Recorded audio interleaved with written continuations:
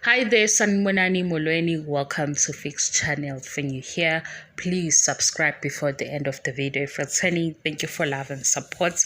I appreciate you. Izingane zeSembu bayabuya ne-season entsha. Guys, kunendaba interesting.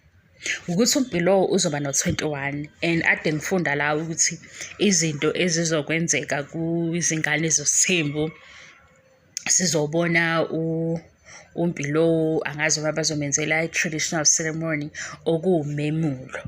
Niyakhumbula ukuthi uMpilo ku-season 6 indaba yakhe yokuthi esebenzise isibongo sakaMseleku igcine ilenga because uMseleku uthi uma kaMpilo noma ugogo kaMpilo bafuna ukuyuza uMakhumalo, bafuna ukusebenzisa amandla kaMakhumalo ukuthi guys angi-understandanga ukuthi uMseleku usho kanjani because into esibukayo ukuthi ukhona uMseleku empilweni kaMpilo futhi ubaba wakhe.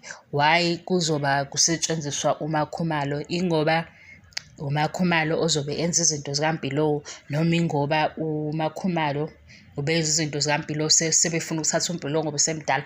Angazanga. Nayi-ke yodwa into engize kuyona. Sifuna ukubona ukuthi umemulo kaMpilo uzokwenzeka kanjani.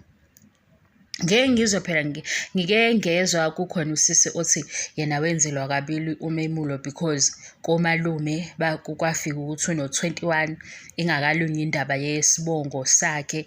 Mayisilunga isibongo sakhe kwathola ukuthi ufanele enze umemulo.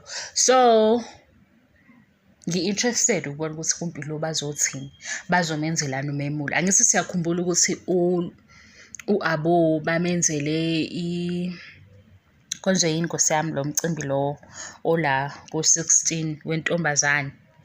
Yes, ngiyakhohliwe bandla igama lesizulu lalo mcimbi ukuthi kwenziwa kunamagama ahlukene ngegodi, kodwa ukhona lo mcimbi lo wokukhipha intombazane endlini ingane iba intombazane. Azoba ngichaza kahle kodwa niyawazi lo wenzeliwe u-Abo.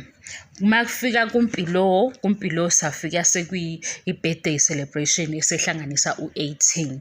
Babuza abantu bathi hawu u-Abo mayenzelwe umcimbi ofana nalo kwaba ukuthi shuthi-ke umamkhulu obefuna u-Abo efike lapho before enzelwa u-sweet 16. Niyabona ukuthi wayengasikhuluma isingisi vele nje ulimi lami lushabana.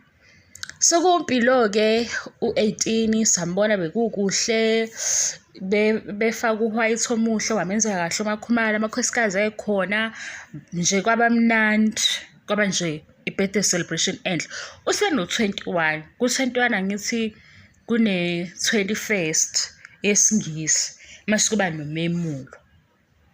Shuthi uMpilo bazomenzela i-21st ngoba abalungisile isibongo sakhe noma bezomenzela umemulo. Nginitshela ukuthi nihambe-ke niyolunguza from 5 May babuyile. Sesifuna ukubona ukuthi bathini noma basahlala phansi basazosho ukuthi-ke bayalungisa ukuze bezokwazi ukwenzela uMpilo umemulo mabekholela kulezo zinto because kweminye imizi bayakholelwa ukuthi iy'ngane zenzelwe le mcimbi.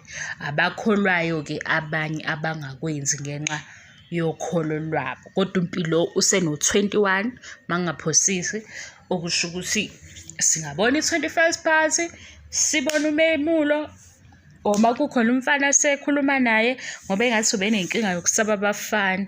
Sithembe-ke this time ukuthi abazubhoksa uMpilo bemfake ekhoneni ngoba kuleya season esibuya kuyo bese silandela oVuyo noTirelo, bese silandela uMpumelelo nje nabantu bakhe nama-calls nokubanga ama-Francis. Sifuna ukubana zonke iy'ngane ukuze kwenze isense ukuthi why bekhona kwi-show ngoba ngempela uma bezophelezela uMpumelelo abantu bazoloku becomplain bethi benzani oMpilo bayabhora, kanti uMpumelelo onikezwa u-15 minutes abanye benika u-2 minutes.